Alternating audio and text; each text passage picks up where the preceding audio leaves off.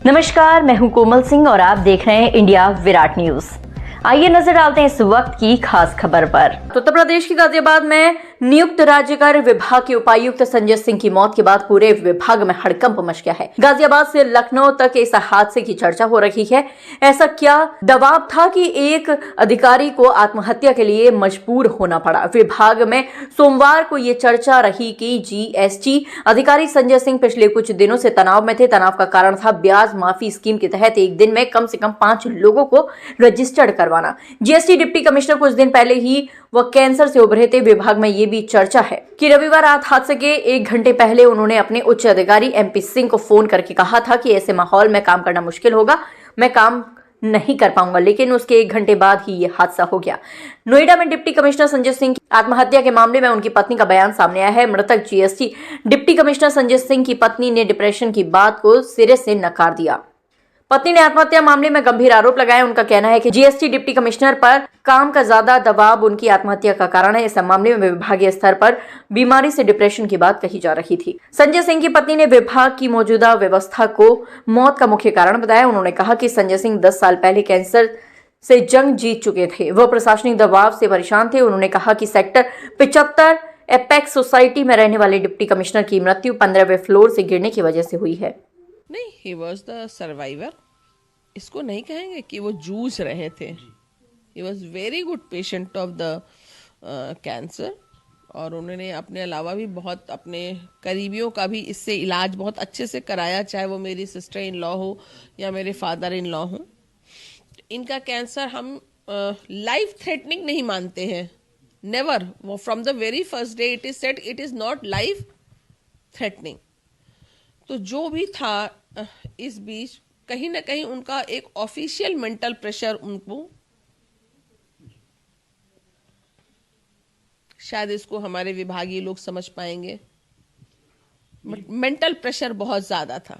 मेरी बात ही पता 8-10 साल पहले ही वो बिल्कुल क्लियर थे और बिल्कुल जो है आपसे क्लियर थे ना इस बीमारी से। Yes, today also he is very clear. हमें उनसे कोई डर नहीं कि उनको कुछ होने वाला है, बट ये जो हुआ, ये जो चीज हुई ना, इट वॉज नॉट नॉर्मल। कहीं ना कहीं उनके पास आपके जो ये व्यवस्था है, आपकी ये व्यवस्था के शिकार हुए हैं। अगर इस बात का कोई जवाब देने को लायक हो तो मुझसे बात कर सकता है। जो लोग ये गलत रूमर फैला रहे हैं उनके लिए क्या कहेंगे? उनको भगवान क्षमा करे। मैं सबका मुंह नहीं बंद कर सकती। अगर आप मेरे बारे में सही बात बोल रहे हैं, आप मेरे बारे में सही बात को समझ रहे हैं, मेरे हस्बैंड को 4th स्टेज का कैंसर नहीं था, दैट इज 100% क्लियर, और इसका मेरे पास प्रमाण भी है। इसमें कुछ भी नहीं है, ठीक है।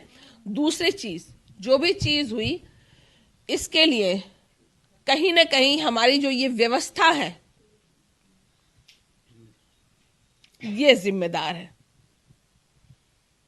इस चीज का गहन अध्ययन करना पड़ेगा। अभी आप लोग चैनल के माध्यम से हैं और पहली बार किसी चैनल ने आकर के संजय के घर पर उनकी पत्नी से बात की।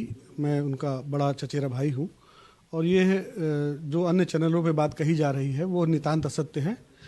वो 10-11 वर्ष पहले उसको प्रोस्टेट ग्लैंड का इनिशियल कैंसर डिटेक्ट हुआ था और ही वॉज फुली क्योर्ड। वो पूरी तरह से बिल्कुल ठीक हो चुका था।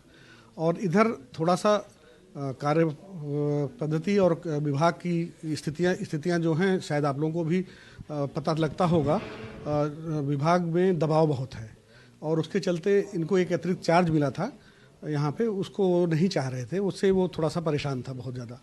आज सुबह 10:15 साढ़े 10 के आसपास ये की घटना है, जो ये दुर्घटना घटी है, ये 5-7 सेक्टर नीचे जो 15वां फ्लोर है वहाँ पर वो थोड़ा सा वो शायद वो उसकी मनोदशा ठीक नहीं थी, अस्वस्थ था और वो जो है एक तरह से एक्सीडेंटली शायद गिर गया। वो यही सत्य है। अन्य चैनलों पे जो बातें कही जा रही हैं वो नहीं ठीक हैं, उचित नहीं है। उसी ऐसे बारे में जब तक इनसे संपर्क न कर लेते वो लोग, ये चीज़ें उनको नहीं कहनी चाहिए थी।